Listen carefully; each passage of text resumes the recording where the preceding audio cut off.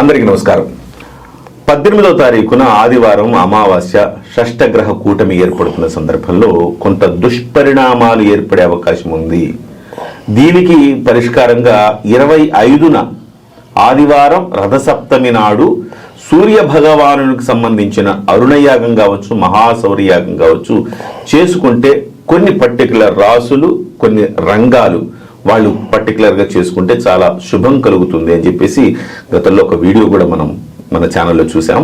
అయితే అసలు అరుణయాగం అంటే ఏంటి, సౌరయాగం అంటే ఏంటి ఒకసారి మనం తెలుసుకునే ప్రయత్నం చేద్దాం.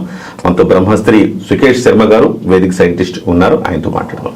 శర్మ గారు నమస్కారం అండి. నమస్కారం అండి. శర్మ గారు, అరుణయాగానికి మహాసౌరయాగానికి ఏమిటి వ్యత్యాసం, ఏమిటి అరుణయాగం అంటే? సాధారణంగా సూర్యనారాయణ స్వామి వారికి సంబంధించినటువంటి యాగాలలో మహాసౌరయాగము, త్రిచ విధానము మరియు అరుణయాగము అనేటటువంటివి చాలా విశేషమైనటువంటివి. అందులో ఋగ్వేదము త్రిచ విధాన సహితంగా మహాసౌరయాగాన్ని చేయమని చెప్తుంది, యజుర్వేదము అరుణయాగాన్ని చేయమని చెప్తుంది. అయితే ఈ ఋగ్వేదంలో చెప్పబడినటువంటి మహాసౌరయాగం చేయడం వల్ల గ్రహాలలో ఉండేటటువంటి నెగటివ్ ఎనర్జీస్ కానీ, గ్రహాల వల్ల ఈ భూమి మీద పడేటటువంటి అనైకృతిక అంటే అతి నీలలోహిత కాంతి కిరణాలు, వాటి ప్రభావాలు ఈ భూమి మీద పడకుండా వాటి యొక్క ధార్మికత శక్తిని తగ్గించే విధంగా ఈ యొక్క మహాసౌర యాగంలో వేసే ద్రవ్యం వల్ల మార్పులు జరుగుతాయి వాతావరణంలో. ఇక యజుర్వేదంలో చెప్పబడినటువంటి అరుణయాగం చేయడం వల్ల మానవుల యొక్క కర్మలన్నీ కూడా తొలగిపోతాయి. దీంట్లో విశేషించి జ్యోతిష్య శాస్త్రంలో ఇప్పటి వరకు మీ ఎవ్వరికి తెలియనటువంటి ఒక విషయాన్ని, సూర్యుడికి మాత్రమే దగ్గరగా ఉన్నటువంటి ఒక రహస్యాన్ని నేను ఈరోజు మీకు చెప్తాను.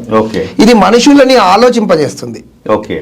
ఇప్పుడు మామూలుగా జ్యోతిష శాస్త్రంలో అందరూ కూడా మీ యొక్క జాతకం గురించి తెలుసుకోవాలి అని అంటే మీరు మీ date of birth, time, place ఇస్తారు కదా. దీనివల్ల మీ యొక్క జాతకము ఏ నక్షత్రంలో పుట్టారు ఏంటి అని చెప్తుంది.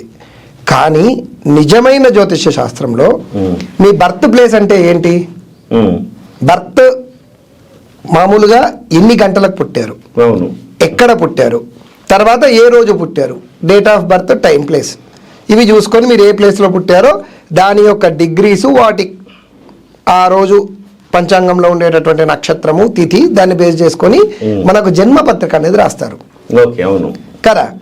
అంటే మీరు ఏ రోజైతే హాస్పిటల్లో డెలివరీ అయ్యారో అది డాక్టర్ గారు చూసి ఈ సమయానికి సర్జరీయో సిజరీనో డెలివరీ అయ్యారు అని మనకి ఇచ్చే సమయాన్నే కదా మనం గురువు గారులకు ఇచ్చారు. కానీ శాస్త్రం ఇక్కడ అది చెప్పలేదు. శాస్త్రం ఏం చెప్పింది అంటే బర్త్ ప్లేస్ ఇవ్వమంటే మీరు డెలివరీ టైం ఇస్తున్నారు. బర్త్ టైం, మీ పుట్టిన సమయం ఇవ్వండి అంటే మీరు డెలివరీ అయిన సమయాన్ని ఇస్తున్నారు. కానీ శాస్త్రం ఏం చెప్పింది అంటే ఒక తల్లి తన మాతృత్వాన్ని మొట్టమొదటిసారి ఎప్పుడైతే గుర్తిస్తుందో అప్పుడు మనం పుట్టినట్లు లెక్క.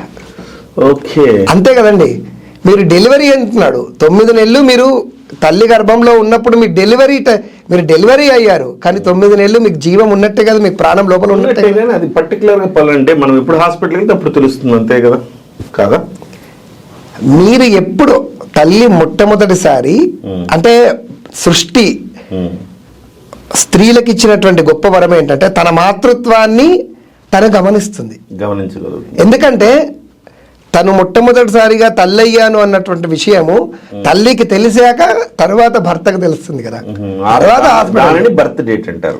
అంతే కదా. ఒక తల్లి తన మాతృత్వాన్ని ఏ సమయానికైతే గుర్తిస్తుందో ఆ సమయమే మన బర్త్ టైం. Got it?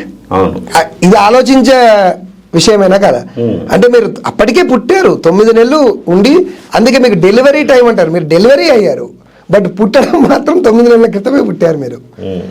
అది జీవం పోసుకోవడం. ఇలానే మనందరికీ కూడా ఆత్మకారకుడు, ఈ జీవాన్ని పోసేటటువంటి వ్యక్తి సూర్యనారాయణుడు. అందుకే ఈ ఆత్మకారకుడైనటువంటి జీవాన్ని సృష్టించడము, పోషించడము, లయం చేయడము, అనేటటువంటి క్రియ మొత్తము కూడా ఈ అరుణంలో ఉంటుంది. అందుకే అరుణంలో కొన్ని మంత్రాలు ఉంటాయి, సోనిక్ శబ్దాలు. ఈ మంత్రాలను కొన్ని అన్వాకాలను బయటికి చెప్పకూడదు అంటారు. ఎందుకు అంటే ఈ బయటికి చెప్తూ ఉంటే దగ్గరలో ఉండేటటువంటి గర్భిణీ స్త్రీలు కానీ, జంతువులు కానీ, మన కంటికి కనబడినటువంటి చీమ లాంటి చిన్న చిన్న వాటి మీద కూడా ఈ మంత్రాల యొక్క ఎనర్జీ లెవెల్స్ వాటి మీద పడి ఆ గర్భంలో ఉన్న శిశువు మీద పడుతుంది. కనుక అవి బయటికి చెప్పకుండా మనస్సులోనే చెప్పుకోవాలి అని చెప్తారు. ఇందులో రేడియో ధార్మికత శక్తి కలిగించేటటువంటి శబ్దాలు ఉత్పన్నమవుతాయి ఆ మంత్రాల ద్వారా. అలా మానవుని యొక్క జీవం మొత్తం గురించి చెప్పేటటువంటి హోమమే అరుణయాగం. దీంట్లో ఒక మనిషి ఎలా ఉండాలి, ఎలా జీవించాలి, ఎన్నో రకాల రోగాలకు, ఎన్నో రకాల మానసిక రుగ్మతలకు, శారీరక రుగ్మతలకు అద్భుతమైనటువంటి మెడిసిన్స్, వాటిని వాడే విధానాల గురించి ఈ యాగంలో ఈ మంత్రాల ద్వారా చెప్పబడుతుంది అన్నమాట. ఇది ఒక సైన్స్. దీంట్లో వాడేటటువంటి ద్రవ్యములు కూడా వాతావరణంలో అనేక రకమైనటువంటి బ్యాక్టీరియాస్ని నశింపజేసే విధంగా ఉంటుందన్నమాట. కనుక ఇప్పుడు లోక కళ్యాణార్థం ఆ యొక్క ధార్మికత శక్తి, మామూలుగా గ్రహణ సమయాల్లో గర్భిణీ స్త్రీల మీద గ్రహణాల యొక్క రేడియేషన్ ప్రభావం ఎలా అయితే పడుతుందో, ఇప్పుడు ఈ షష్ఠగ్రహ కూటమి ప్రభావం వల్ల కూడా మానవుల యొక్క ఆలోచన విధానం మీద దెబ్బ ప్రభావాన్ని చూపిస్తుంది.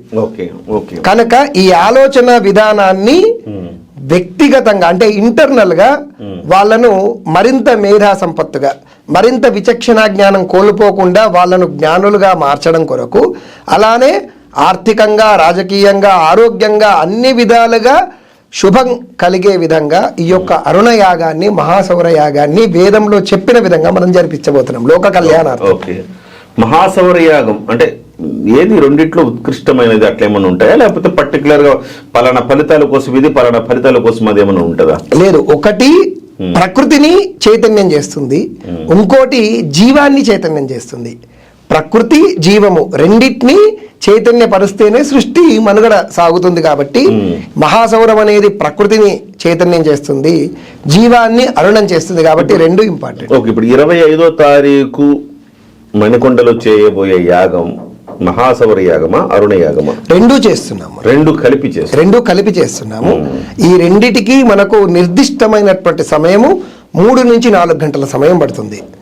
మొదలు పెట్టినప్పటి నుంచి 3 నుంచి 4 గంటల వరకు సమయం అవుతుంది. ఉదయం 9 గంటల నుంచి మధ్యాహ్నం 1 గంట వరకు కూడా చక్కగా అమృత స్వరూపుడైనటువంటి సూర్యనారాయణ స్వామి యొక్క సాక్షాత్కార అనుగ్రహంతో లోక కళ్యాణార్థం జనులందరూ బాగుండాలి అనేటటువంటి ఒక సత్సంకల్పంతో మనం ఇది చేస్తున్నాం. అంటే దీంట్లో ఎవరైనా చేసుకోవాలి అనుకుంటే, ఇప్పుడు మనం చేస్తున్న యాగంలో ఎవరైనా పార్టిసిపేట్ చేయాలి అంటే దంపతులు కూర్చోవాలా, లేకపోతే ఎట్లా సింగిల్ గా చేసుకోవచ్చా, ఎట్లా? ఎలా అయినా పర్వాలేదు. దంపతులుగా వీలుంటే దంపతులు, వీలు కాకపోతే సింగిల్ గా కూడా వచ్చి కూర్చోవచ్చు. కేవలం 25 మంది జంటలకు మాత్రమే, అంటే ఒక 50 మంది 25 జంటలకు మాత్రమే ప్రస్తుతానికి అవకాశం ఉంది. ప్రత్యక్షంగా, పరోక్షంగా అయితే ఎంతమంది అయినా పార్టిసిపేట్ చేయొచ్చు. వారి పేరు, గోత్రనామాలు, మనకు దానికి సంబంధించినటువంటి అన్నీ కూడా, మన వివరాలన్నీ కూడా మనం తీసుకొని వాళ్లకు కూడా శుభాలు జరిగే విధంగా చేస్తాము. ఓకే అండి, ఓకే, ధన్యవాదాలు గురువు గారు. సో 25వ తారీఖు రథసప్తమి నాడు ఆదివారం ఉదయం 9 గంటల నుంచి 1 గంట మధ్య మణికొండలో యాగశాలలో యాగం జరుగుతుంది. అరుణ యాగం, అట్లాగే మహాసౌర యాగం జరగబోతోంది.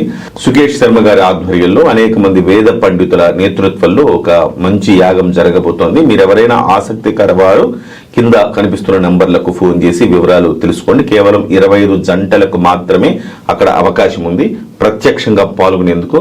మిగతా వాళ్ళందరూ కూడాను ఆన్లైన్లో ఈ పూజకు సంబంధించిన ఫలితాలు కూడా పొందొచ్చు. ఆన్లైన్లో మీ గోత్ర నామాలు చెప్పి ఆన్లైన్లో కూడా ఇక్కడ ఆ అరుణ యాగం, మహాసౌర యాగంలో మీరు కూడా ఆన్లైన్ ద్వారా పార్టిసిపేట్ చేయొచ్చు. కాబట్టి కింద కనపడుతున్న నంబర్కు మీరు ఒకసారి ఫోన్ చేసి మీరు వివరాలు కనుక్కోండి. ధన్యవాదాలు. నమస్తే. నమస్కారం.